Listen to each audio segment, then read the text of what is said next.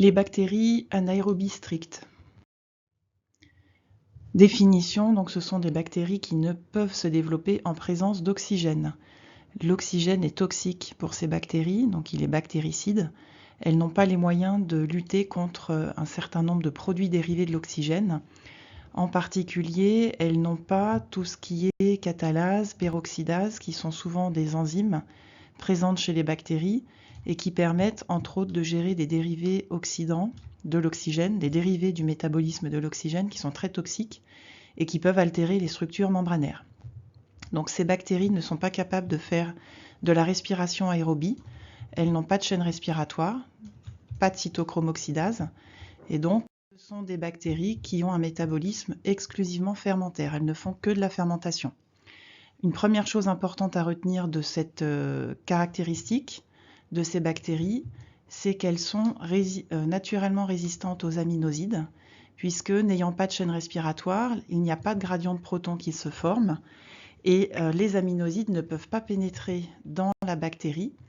Donc c'est une résistance naturelle par imperméabilité à l'antibiotique. Donc ça c'est important de le retenir, puisque ça veut dire que tout milieu de culture qui contient un aminoside est potentiellement sélectif d'une bactérie anaérobie stricte. Autre notion que vous avez dans votre document, c'est la notion de RH. RH, un petit peu par analogie avec pH, c'est un potentiel, mais qu'on appelle un potentiel d'oxydoréduction, qui reflète la quantité d'oxygène, de dioxygène libre et disponible dans un milieu. Donc plus le milieu est riche en oxygène, plus le RH va être élevé. A l'inverse, plus le milieu est réducteur veut dire sans oxygène libre, plus le RH est faible. Donc on parlera de milieu réducteur pour la suite quand on désigne un milieu dans lequel l'oxygène sous sa forme de dioxygène libre est peu abondant. Et les anaérobies strictes étant tués par l'oxygène vont nécessiter pour leur culture des milieux réducteurs. Bon, ce n'est pas une notion, ce RH, à retenir absolument. C'était surtout pour introduire la notion de milieu réducteur, de la caractéristique réductrice d'un milieu de culture, qui est importante, elle, à retenir. Donc en atmosphère normale, le RH est de 20, et au fond d'un tube VF, pour vous donner une idée, le RH est de 6. Donc en fait, ça vous montre qu'effectivement, au fond d'un tube VF, quand il a été régénéré, il y a très peu d'oxygène dissous, et donc les anaérobies strictes pourront cultiver. C'est ce qui explique qu'on les retrouve donc au fond des tubes de VF, puisqu'elles nécessitent un RH inférieur à 12. Et pour cultiver donc ces bactéries, il faudra un milieu de culture, mais aussi une atmosphère d'incubation réductrice. Donc les bactéries cultiveront dans des jarres spécifiques dans lesquelles on aura enlevé l'oxygène disponible. Donc les atmosphères d'incubation, on les a déjà étudiées dans l'année. On avait vu l'aérobiose, on a vu l'atmosphère enrichie en CO2 pour le pneumocoque. Et là, donc, on aborde l'atmosphère anaérobie stricte. On parle d'anaérobiose, ça c'est un nom, ou de milieu ou d'atmosphère anaérobie, anaérobie étant là l'adjectif.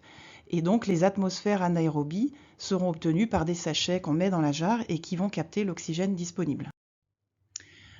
On en vient au genre d'intérêt médical. Les genres que vous devez connaître sont d'abord le genre Clostridium, qui est une bactérie anaérobie stricte dont vous avez déjà entendu parler du fait que lors de la coproculture, vous avez vu Clostridium difficile, qui est une bactérie anaérobie stricte à connaître, puisqu'on a vu qu'elle était responsable d'un certain nombre de pathologies post-antibiothérapie, on y reviendra. Et deuxième catégorie, qui n'est pas un genre en tant que tel, c'est un groupe qu'on appelle la flore de Veillon. Il s'agit d'une flore commensale de l'organisme qui est constituée d'un très grand nombre de genres différents de bactéries anaérobies strictes que l'on va retrouver comme commensaux de notre intestin particulièrement, mais aussi du rhinopharynx, dans les replis cutanés, au niveau vaginal pour les femmes, donc TDC tube digestif. C'est une flore commensale, donc elle joue un rôle de barrière contre les infections et elle vit en symbiose avec nous. Dans le cas du Clostridium, l'habitat, c'est le sol, ce sont des germes saprophytes, donc qui dégradent la matière organique inerte. Tellurique veut dire du sol. On a l'espèce Clostridium perfringens qui est un commensal du tube digestif pour les hommes et les animaux, et Clostridium difficile qui peut être porté au niveau intestinal. Donc ce que vous devez retenir, c'est le nom de genre Clostridium et la notion de flore de Veillon, qui est un groupe donc qui ont tendance à capter fait l'oxygène libre qui serait éventuellement présent dans le milieu. À l'inverse, les flores de Veillon, les bactéries de la flore de Veillon sont très exigeantes. Elles ne cultiveront pas sur gélose au sang frais, donc on doit utiliser une gélose particulière qui s'appelle la gélose Schedler, souvent additionnée de sang et souvent additionnée de vitamine K3. Donc ces bactéries-là sont beaucoup plus fragiles. Elles ne supportent absolument pas le contact avec l'oxygène et tout prélèvement susceptible de contenir une de ces bactéries devra disposer d'un moyen de transport particulier. Donc voilà, j'ai remis en rouge ici les éléments importants sur votre document qui sont à retenir. Donc vous retrouvez ce sur quoi j'ai insisté. Ça, vous le surlignez bien dans votre document. Excusez-moi. Lorsqu'on consomme une conserve en général qui a été mal stérilisée. Bon, à retenir surtout, c'est Clostridium difficile, pour lequel il existe des cas de portage intestinal et qui est responsable de colite pseudo-membraneuse. Donc CPM, c'est colite pseudo-membraneuse qui intervient suite à une antibiothérapie qui va altérer la flore commensale digestive. Donc ça, vous l'avez vu dans le cadre de la coproculture. Donc je vous renvoie à tout l'ensemble du cours que vous avez eu sur Clostridium difficile à ce moment-là. Les bactéries de la flore de Veillon sont uniquement des pathogènes opportunistes et elles vont être responsables d'infections en général localisées en profondeur, c'est-à-dire avec peu de contact avec l'oxygène forcément, et être responsables de la production de pus.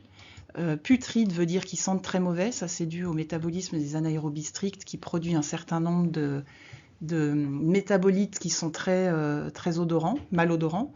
Et souvent, ce sont des prélèvements polymicrobiens, c'est-à-dire qu'on va pouvoir retrouver une anaérobie de la flore de Veillon, mais également une autre bactérie associée, soit un Clostridium, un E. coli, un Spirochète, etc.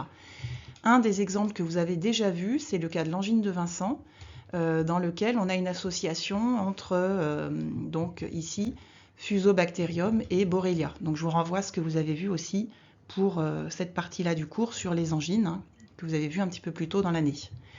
Vous avez également des cas de vaginose, on en reparlera quand on fera l'étude des prélèvements génitaux, qui sont dus à un genre qui s'appelle Mobilinchus. Bon, pour l'instant, vous ne notez pas, c'est quelque chose qu'on reverra.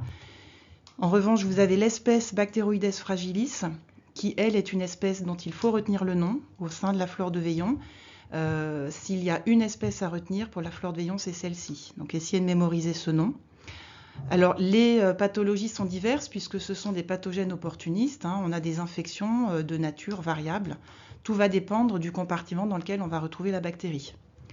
Et puis, dans le cas des Clostridium, vous avez aussi des pathogènes opportunistes. C'est le cas de Clostridium perfringens, qui est responsable de toxi-infections alimentaires collectives et de toxi-infections tissulaires localisées, les ESCA, qui sont des plaies cutanées qui apparaissent chez les patients qui sont hospitalisés sur le long terme et qui sont dues au frottement des draps et la bactérie finit par s'installer au niveau de la plaie. Et de là, elle peut provoquer septicémie ou abcès plus profonds. Donc en gros, sur ce document, tout ce qui est en rouge est à retenir. Quelques images pour finir sur cette première partie. Ici, donc Clostridium perfringens, vous retrouvez la morphologie d'un grand bacille gram plus, qui est capsulé, bon là on ne le voit pas, mais surtout sporogène. Vous voyez la spore qui apparaît sous forme d'une petite tache blanche sur l'image.